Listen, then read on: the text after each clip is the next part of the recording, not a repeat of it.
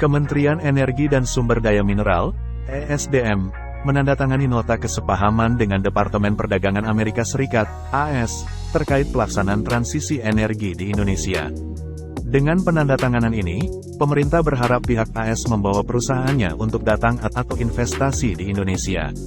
Penandatangan nota kesepahaman ini dilakukan oleh Sekretaris Jenderal Kementerian ESDM Rida Mulyana dan Asisten Secretary of Commerce for Global Markets and Director General of the U.S. and Foreign Commercial Service, Arun Venkataraman.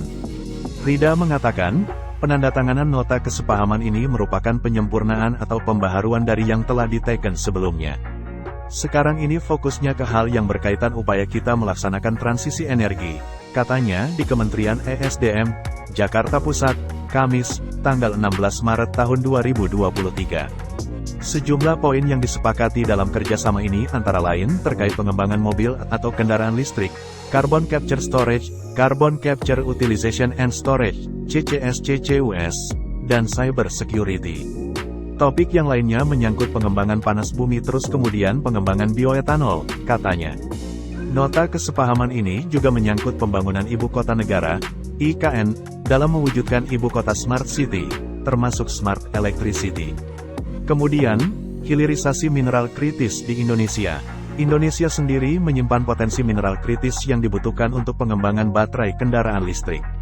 Di sisi lain juga sepakat melalui MO ini bahwa Indonesia memerlukan support dukungan bagaimana bisa melakukan hilirisasi mineral kritis yang itu semua dikaitkan dengan transisi energi, terang Rida. Rida berharap, adanya nota kesepahaman ini dapat memacu investasi dari AS ke Indonesia.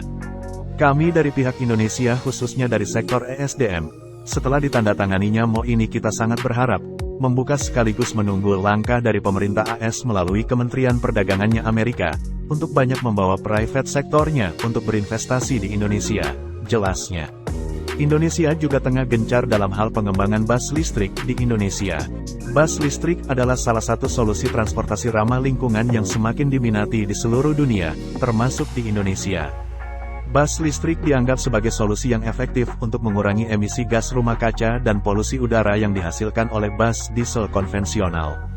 Di Indonesia, pemerintah telah memberikan dukungan untuk pengembangan bus listrik melalui berbagai program, seperti program Jabodetabek Electric Bus, yang diluncurkan pada tahun 2019.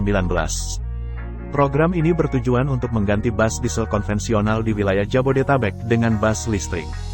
Beberapa produsen bus listrik juga telah memasuki pasar Indonesia. Salah satu produsen bus listrik terkemuka di Indonesia adalah PT Mobil Anak Bangsa, MAB, yang memproduksi bus listrik merek Metro Mini, EV.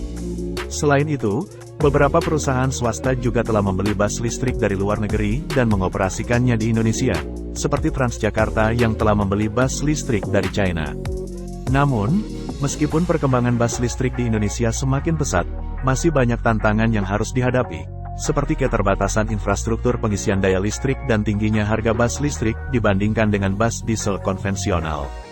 Namun, dengan semakin banyaknya produsen bus listrik yang masuk ke pasar Indonesia dan dukungan dari pemerintah, diharapkan bahwa bus listrik akan semakin populer dan terjangkau di masa depan.